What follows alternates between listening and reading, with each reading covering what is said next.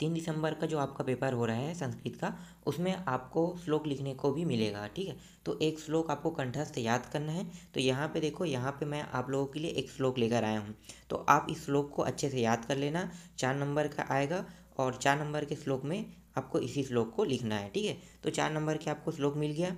इसके बाद देख लेते हैं आपके एग्ज़ाम में और क्या आ सकता है। आपके एग्ज़ाम में आ सकता है पत्र लेखन आएगा।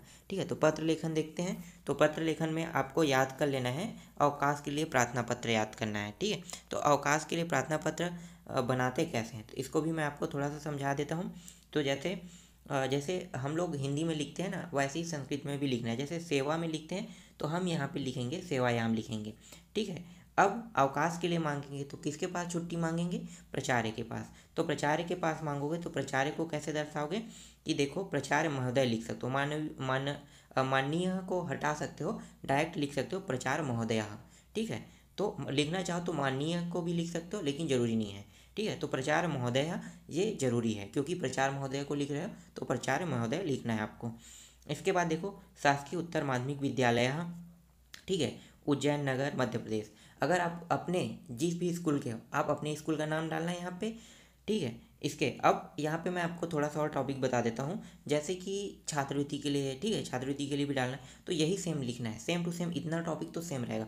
टीसी के लिए भी लिखोगे तो भी आपको इतना टॉपिक तो उसमें भी यही लिखना होता है। ठीक है, तो अभी मैं सिर्फ अवकाश का आपको बता रहा हूँ, क्योंकि ये बहुत ही महत्वपूर्ण प्रश्न है। लेकिन जैसे टीसी होता है, छात्रवृत्ति होता है, तो बाई चांस आपको याद रखना चाहिए उनको भी, तो उनका भी लिखोगे तो आपको ये टॉपिक सेम रहेगा, बदलना नहीं पड़ेगा।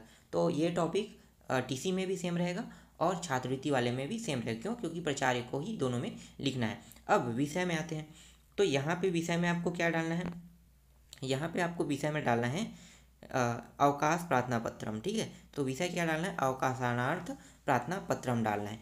अब जैसे छात्रवृत्ति के लिए डालोगे तो क्या डालोगे, छात्रवृत्ति के लिए डालना। ठीक है, वहाँ पे ऊपर में टॉपिक दिया रहेगा कि छात्रवृत्ति के लिए लिखो, तो जो लिखा रहेगा वही विषय वस्तु में डालना है। और टीसी के लिए होगा ट्रांसफ़र सर्टिफिकेट, तो ट्रांसफ़र सर्टिफिकेट के लिए उसमें भी यही डालना है। अब मेन जो टॉपिक है यहाँ पे, अवकाश हम किस लिए ले रहे हैं तो उसके बारे में हमें बताना है। तो यहाँ पे जो टॉपिक रहेगा, यहाँ पे आपको क्या लिखना है, महोदया लिखना है, यहाँ पे महोदया लिखना है। इसके बाद किस कारण मांग रहे हो, तो वो कारण हमें इसमें बताना होगा। तो चलो देखते हैं।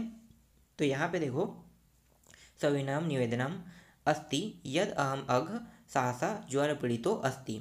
ठीक है, यहाँ पे क्या मांग रहे हैं, जो सनम्र निवेदन है आपसे कि अहम, मेरा जो तबीयत खराब हो गया। ठीक है, उसका मतलब यही है, तबीयत खराब हो गया है, तो अतः विद्यालय आगंतुम असमर्थ अस्ति, इसलिए मैं विद्यालय नहीं आ सकता। कृपया मम 5 दिवस नाम, मतलब 5 दिवस की अवकाश कुर्वन्तु। ठीक है, स्वीकुर्वन्तु, तो 5 दिन के अवकाश देने की कृपा कर। बस एकदम छोटा सा शब्द में लिखना है, बस इतना ही लिखना है। इसके बाद यहाँ पे साइड में भौदिया लिखना है, शिष्या लिखना है। इसके बाद समृद्धि लिखना है, कक्षा 10वीं। ठीक है, इतना काफ़ी है, अवर्ग आप हटा दो। ठीक है, इस साइड दिनांक लिखना है।